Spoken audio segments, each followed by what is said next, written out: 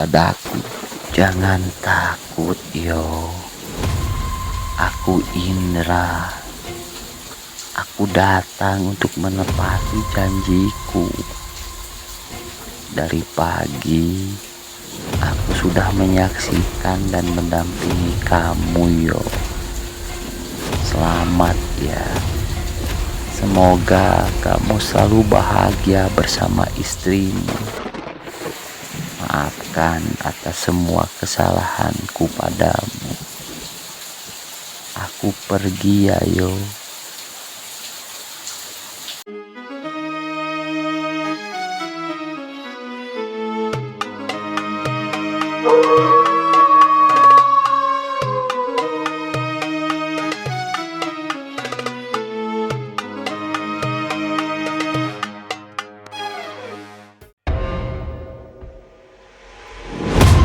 Kenalkan, namaku Dio. Sudah 2 tahun ini, aku bekerja sebagai pelayan restoran di kotaku. Oh iya, aku juga sudah punya pacar, Mila namanya. Bagiku, dia wanita cantik, perhatian, dan yang paling utama, dia menyayangi dan mencintaiku apa adanya. Aku dan Mila berencana akan menikah 3 bulan lagi. Sehingga aku bekerja lebih semangat agar bisa menabung untuk persiapan resepsi pernikahanku bersama Mila nantinya. Apalagi minggu kemarin orang tuaku sudah melamar Mila, bertemu dengan orang tuanya. Bahkan tanggal dan bulan pernikahan sudah ditentukan pada waktu itu juga. Walaupun bagiku terlalu cepat, namun menurut orang tua lebih cepat lebih baik untuk menghindari fitnah. Apalagi aku dan Mila sudah menjalin hubungan pacaran lebih dari 2 tahun sebelum aku bekerja sebagai pelayan restoran. Waktu pun terus berjalan. 2 bulan berlalu. Hingga tak terasa 1 bulan lagi aku akan melaksanakan pernikahanku dengan Mila. Kini aku disibukkan dengan persiapan pernikahan. Dari mulai sewa gedung, mas kawin, membuat kartu undangan, sewa gaun pengantin, juga menyewa jasa catering. Setelah persiapan itu semua, ternyata uang tabunganku dan Mila masih kurang untuk menyewa gedung. Karena gedung yang akan aku sewa meminta dibayar cash di muka seluruhnya sebelum acara dilaksanakan. Aku tidak mungkin untuk menyewa gedung yang lain karena kartu undangan sudah terlanjur dibuat dengan alamat gedung itu. Ketika masalah ini aku bicarakan pada orang tua, mereka tidak bisa membantu karena uang mereka pun sudah dipakai untuk persiapan pernikahanku yang lain. Walaupun ada, tetap masih kurang untuk menutupi biaya sewa gedung yang tidak murah. Aku berusaha meminjam pada teman-teman. Hanya saja mereka juga tidak bisa membantu. Aku sudah tidak bisa lagi meminjam ke perusahaan. Karena baru minggu kemarin aku meminjam uang. Itu juga aku gunakan untuk biaya pernikahan. Singkat cerita, 2 minggu lagi pernikahanku akan dilaksanakan. Sementara pihak gedung memberikan waktu untuk melunasi pembayaran sewa 1 minggu ke depan. Tapi aku belum mendapatkan uang untuk melunasi sewa gedung itu. Aku bingung, hingga aku tak bisa mengontrol emosiku. Aku enggan untuk mengangkat telepon, apalagi menemui Mila saat itu. Ketika melamun sendirian di dalam kamar, tiba-tiba saja seorang laki-laki diam-diam masuk ke dalam kamar dan mengagetkanku. "Hei, culun, udah mau nikah masih aja melamun." Ternyata dia Indra, sahabatku, sahabat baikku yang baru pulang dari kerjanya di luar kota di laut lepas sebagai penambang kilang minyak bumi. Saat Indra menemui dan melihat wajah murungku, dia mengajakku untuk makan-makan di luar, sekedar mencairkan suasanaku yang sedang galau. Di kafe setelah makan, "Yo, aku perhatikan dari tadi kamu murung saja. Ada masalah apa sih? Cerita dong, siapa tahu aku bisa bantu," tanya Indra sambil menghisap rokoknya. "Iya Nindra, sebentar lagi aku kan mau nikah. Tapi uang tabunganku masih kurang buat bayar sewa gedung. Apalagi biaya sewanya harus dibayarkan besok lusa," jawabku kebingungan. "Sudah, gak usah bingung. Biaya sewa gedung biar aku yang bayar. Anggap saja itu hadiah dariku untuk pernikahanmu," pungkas Indra sambil terus menghisap rokoknya. Mendengar jawaban sahabatku itu, aku sangat senang sekali. Membuat aku bersemangat lagi dan segera menghubungi Mila untuk mengabarkan kabar gembira. Setelah makan-makan, kami tak langsung pulang.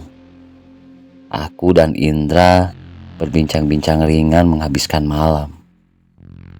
Hingga dalam perbincangan itu, aku meminta Indra untuk hadir dan menjadi saksi dalam pernikahanku nanti.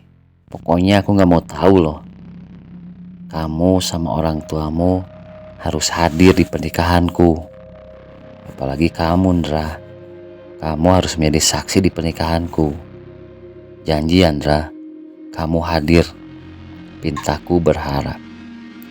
"Iya yo, tenang saja. Aku janji, aku pasti hadir dan menjadi saksi di pernikahanmu nanti. Apalagi aku sudah minta cuti kerja saat nanti kamu nikahan."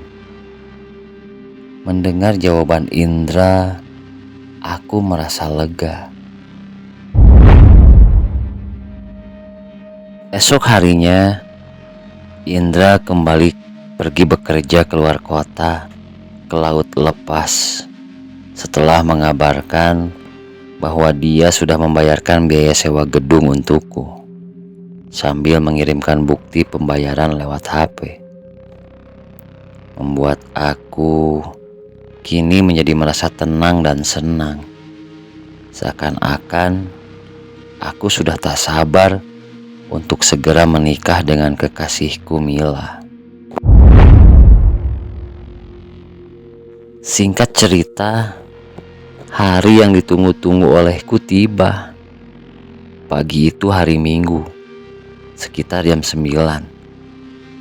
Aku dan keluarga sudah ada di gedung.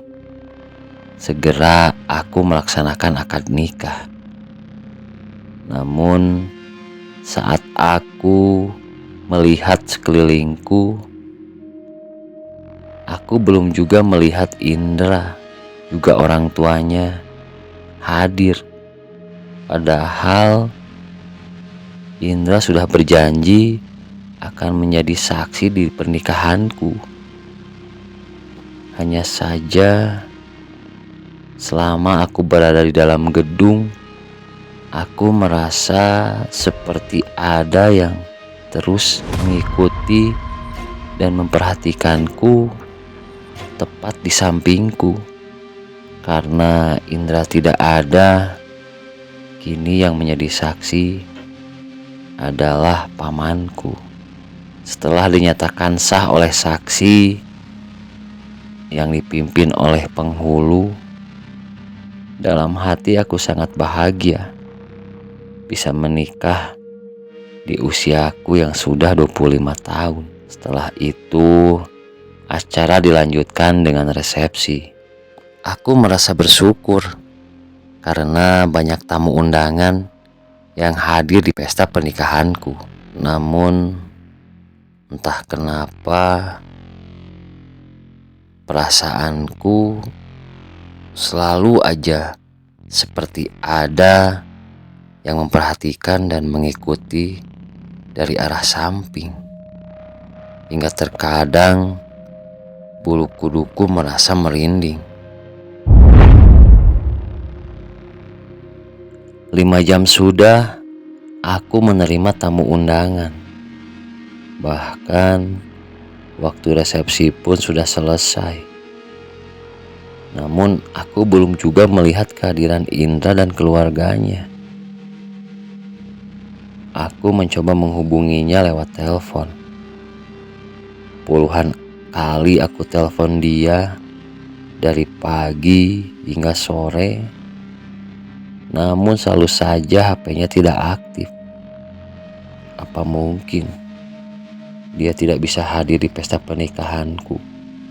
Padahal kan Indra sudah janji. Apa mungkin dia masih berada di laut lepas? Kamu Indra, katanya kamu janji mau datang di pernikahanku. Gerutuku agak sedikit kecewa. Akhirnya pesta pernikahanku sudah selesai dilaksanakan. Tapi selama itu selalu saja dari arah samping seperti selalu ada yang memperhatikanku, yang membuatku sedikit tidak nyaman. Singkat cerita, setelah selesai pesta pernikahan, aku dan Mila yang kini sudah menjadi istriku segera meninggalkan gedung, pulang ke rumah agar aku dan istriku bisa cepat beristirahat. Mengingat badanku sudah terasa pegal-pegal seharian berdiri menyalami tamu undangan. Selama perjalanan pulang, dalam hati aku merasa kecewa pada Indra. Ternyata dia tidak menepati janjinya datang ke pernikahanku yang sekali seumur hidup. Bahkan di telepon seperti sengaja HP-nya tidak diaktifkan. Namun aneh, setiap aku mengingatnya, selalu saja di sampingku seperti ada seseorang yang memperhatikanku dan membuat aku selalu tidak nyaman. Tak lama sampailah aku di rumah yang sudah dipersiapkan oleh keluarga. Malam itu rumah orang tuaku seperti menjadi rumahku sendiri bersama istriku. Sementara orang tuaku sengaja menginap di rumah bibi. Sekitar jam 10 malam, setelah bersih-bersih mandi dan hendak tidur, tiba-tiba aku dan Mila mendengar suara ketukan pintu dari luar. Juga mendengar seseorang memanggil-manggil namaku.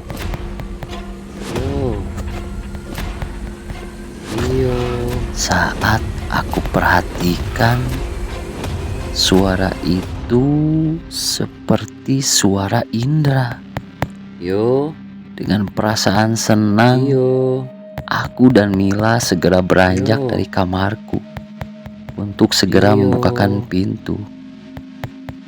Indra, kamukah itu? teriakku sambil segera membukakan pintu. Saat aku dan istriku membukakan pintu, tiba-tiba saja tepat di hadapanku berdiri sosok pocong. Pocong itu menyerupai wajah Indra. Melihat pocong itu, Mila seketika itu juga tak sadarkan diri. Sementara aku yang ketakutan hanya bisa berdiri mematung tanpa bisa berbuat apa-apa. Seluruh tubuhku terasa kaku, tak bisa aku gerakan, dan kedua mataku tak bisa aku pejamkan, terus menatap sosok pocong dengan wajah Indra yang begitu pucat. Sosok pocong itu pun seraya berkata padaku, "Jangan takut yo, aku Indra. Aku datang untuk menepati janjiku. Dari pagi aku sudah menyaksikan dan mendampingi kamu yo. Selamat ya. Semoga kamu selalu bahagia bersama istrimu. Maafkan atas semua kesalahanku padamu. Aku pergi ya yo." Seketika itu juga sosok pocong dengan wajah Indra menghilang di hadapanku. Dengan perasaan yang masih ketakutan, aku mengangkat Mila yang masih tak sadarkan diri. Segera aku bawa masuk Mila dan menyadarkannya. Pagi harinya, walaupun aku tak tidur semalaman karena memikirkan sosok pocong dengan wajah Indra yang menemuiku, aku dan Mila segera pergi ke rumah orang tuanya Indra. Tak lama sampailah kami di rumahnya. Di luar, suasana rumahnya tampak sepi. Segera aku mengetuk pintu rumahnya. Tak lama ibunya Indra membukakan pintu.